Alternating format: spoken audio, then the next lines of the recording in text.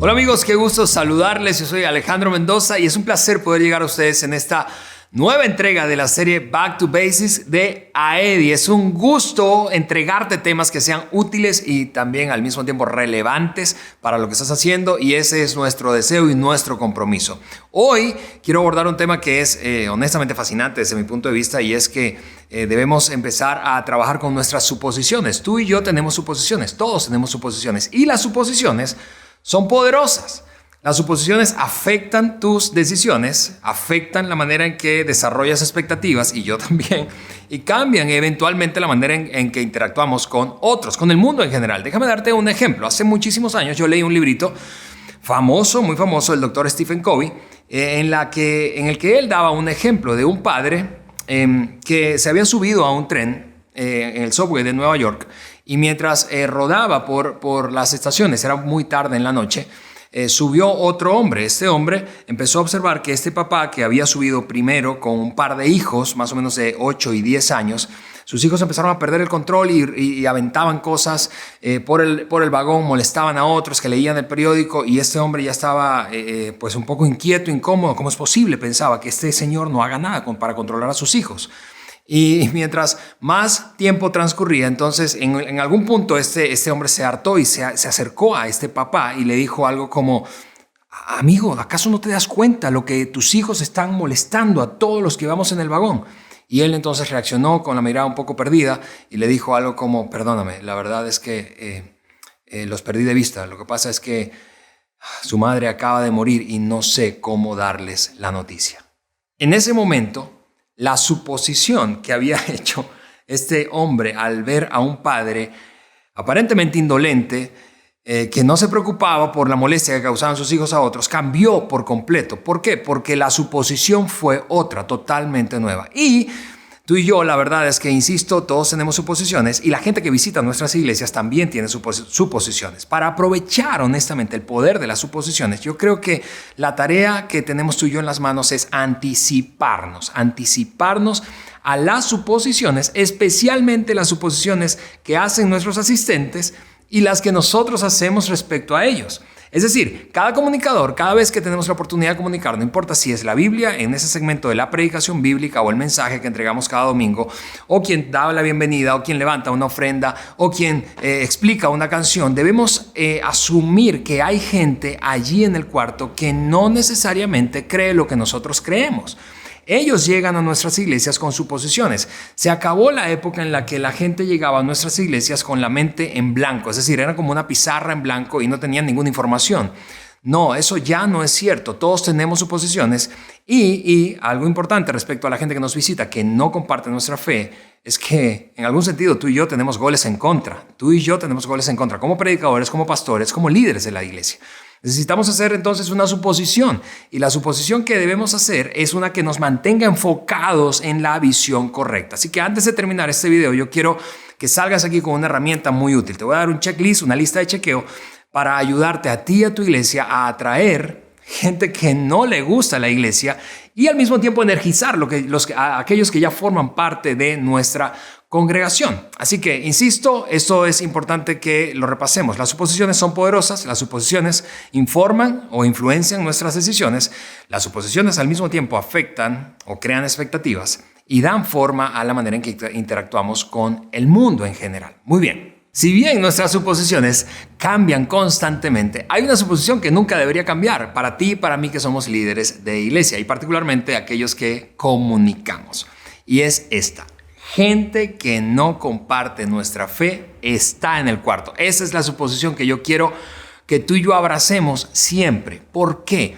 Porque esa suposición nos va a hacer pensar en que tal vez haya gente que no entienda lo que tú y yo entendemos. Y cuando me refiero a eso, hablo de toda la comprensión bíblica que traemos históricamente, la comprensión de lo que debe ser la iglesia, de lo que debería ser y lo que no debería ser la iglesia. ¿Por qué? Porque hay una tendencia gravitacional. Voy a usar esa frase que aprendimos de Andy Stanley hace muchos años. Una tendencia gravitacional.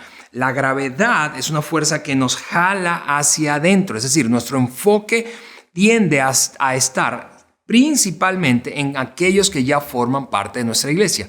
Entonces nos comportamos en ocasiones sin que lo planeemos, sin que nos demos cuenta. Nos comportamos como si todo el mundo debería entender y abrazar lo que nosotros somos, creemos y cómo nos comportamos. La iglesia primitiva luchó por mucho tiempo para precisamente incluir a los de afuera, a los que no consideraban que la fe judía y el mensaje de Jesús debía ser para ellos. Una vez que mostraron interés, entonces los judíos, y tú lo recuerdas, eso como yo, en los primeros capítulos del libro de los Hechos, los judíos empezaron a oponerse a aquellos que, no siendo judíos, se acercaban al mensaje del Evangelio de Jesús. Y la primera gran discusión registrada, documentada, está en el capítulo 15 del libro de los Hechos. Y se termina esa conversación. Yo sé que hemos probablemente hablado bastante de ese primer concilio, el concilio de Jerusalén. Se termina esa conversación, esa discusión, con las palabras de Santiago, el hermano de Jesús, cuando él dijo: es mi juicio, por lo tanto, que no deberíamos ponerle tantas trabas o dificultades a los gentiles, es decir, gente no judía, que están viniendo a Dios. Por eso es que Dios escogió al apóstol Pablo, un tipo con muchas menos suposiciones incorrectas respecto a la gente que no creía en el Señor. Escogió a Pablo, que era en algún sentido un hombre que, a pesar de todo el bagaje que tenía, se propuso alcanzar a aquellos y volverse eventualmente como aquellos que no eran judíos, con tal de alcanzarlos con el mensaje del Evangelio de Jesucristo. Y lo que quiero animarte, te repito, es asumir básicamente, abrazar esta suposición. Ellos están en el cuarto, ellos están allí escuchándote en tu audiencia. Gente profesionista que tiene título, que tiene posgrado, que tiene maestría, gente que lidera una planta, gente que lidera una organización, que está al frente de un equipo, gente preparada, gente que se ha documentado, gente que ha examinado y nos ha stalkeado, por cierto, antes de ir a nuestra iglesia. Típicamente hoy en este mundo revisaron qué es lo que hacemos, cómo lo hacemos, por qué hacemos lo que hacemos, el tipo de experiencia que vive la gente antes de pisar nuestra iglesia. Es a lo que me refiero cuando digo que no vienen como una pizarra en blanco. Así que quiero darte 3 preguntas a modo de checklist. La primera es: ¿qué es lo que ven? ¿Qué es lo que ven? Eso ayuda a nuestra suposición. ¿Qué es lo que ven aquellos que no conocen nuestras iglesias antes de ir a la iglesia y llegando a nuestra iglesia? Nuestra marca es atractiva, nuestra presencia en redes es atractiva, la manera en que nos vestimos es atractiva, es decir, se parece a aquellos que queremos alcanzar. Yo sé que puede parecer, yo lo sé, y créeme que te entiendo, yo sé que puede parecer, escuchando esto, un poco espiritual, pero vamos, tú y yo conocemos la historia de aquellos 2 espías en el Antiguo Testamento que fueron enviados para examinar la tierra y examinar qué tipo de gente vivía allí, cómo eran, cómo hablaban, cómo caminaban. El asunto es que necesitamos ser intencionales, te repito, con nuestra suposición de que ellos están viendo algo. Otra cosa que, hablando de ver, de lo visual, parece en nuestras instalaciones que estamos esperando a los invitados que visitan nuestras iglesias y a sus hijos, o todo parece más bien improvisado, que ellos logran verse a sí mismos allí. Es decir, una persona que nunca ha ido a nuestra iglesia, a tu iglesia, a mi iglesia, puede llegar y decir: eso se parece a mí y me encantaría formar parte de este ambiente. Y tal vez no crea todo lo que ellos creen, pero es atractivo, visualmente atractivo, huele bien, está limpio, es organizado, parece que me estaban esperando, o al contrario, es improvisado, desordenado. Parece una subcultura con un lenguaje que yo no entiendo porque precisamente no comparto lo que ellos creen. Así que, ¿qué ven? ¿Qué ven? ¿Qué ven? ¿Qué ven? Esa es la primera pregunta de este checklist. Lo segundo es: ¿qué escuchan? ¿Qué están escuchando? Tenemos una muy buena reputación, y hablo de no solamente comunicación verbal, sino la reputación que tenemos fuera de las 4 paredes de nuestras iglesias. Somos aliados de aquellos con los que convivimos, quienes son nuestros vecinos. Mira, es triste ver cómo muchas iglesias, digamos en América Latina, por no hablar de otra región del mundo, aquí donde tú y yo estamos y hacemos iglesia, en América Latina, la iglesia tristemente ha sido conocida mucho más por todo aquello en lo que está en contra que por lo que está a favor.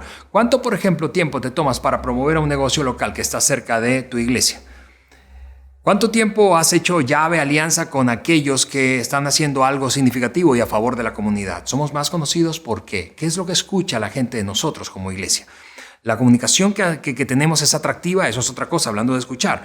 Cada persona que se para allí, escúchame, tú y yo, que somos comunicadores, no importa si estamos hablando de la predicación, de una bienvenida, de levantar ofrenda o de explicar una canción, te repito, estamos comunicando. Y la comunicación nunca es neutral, nunca.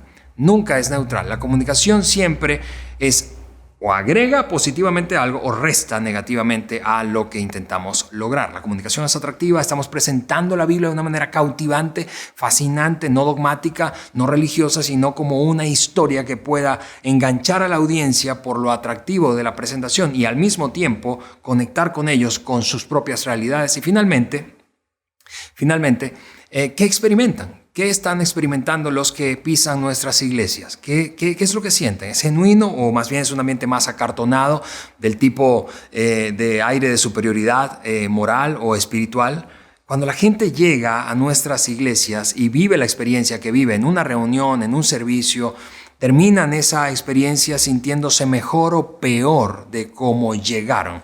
Más culpables, más liberados, señalados y segregados o abrazados y sintiéndose parte. Respetamos sus puntos de vista, sus valores, aunque no los compartamos.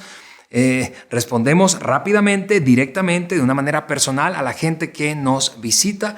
En fin, ¿qué ven, qué escuchan, qué experimentan? Ese es el checklist con el que te quiero dejar hoy. Y a modo de conclusión, básicamente quiero repasar lo que hemos dicho en este momento. Es que nuestro objetivo, tu objetivo y mi objetivo con la gente que nos visita por primera vez es que regresen.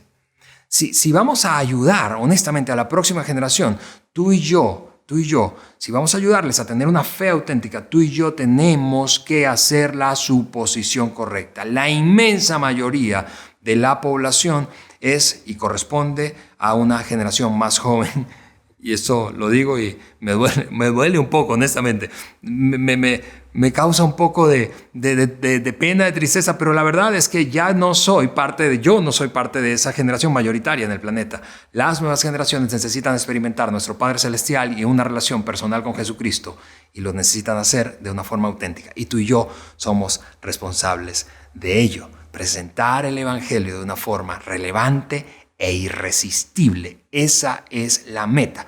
Y eso es lo que nos une a ti y a mí. Tú y yo tendremos, honestamente, tendremos que seguir avanzando, cambiar nuestros métodos actuales, buscar lo que nosotros consideremos que debe cambiar. Tendremos que decidir qué palabras vamos a usar, a dejar de usar, y que aquello que dijo Santiago en el capítulo 15 de Hechos no solamente sean palabras escritas, sino que cobren todo el sentido que impulse cada decisión. Tendremos que decidir no hacer que sea difícil para personas que no asisten a la iglesia asistir a las nuestras. Haz las suposiciones correctas. Hagamos tú y yo las suposiciones correctas. Ellos están en el cuarto y necesitan ser considerados por ti y por mí.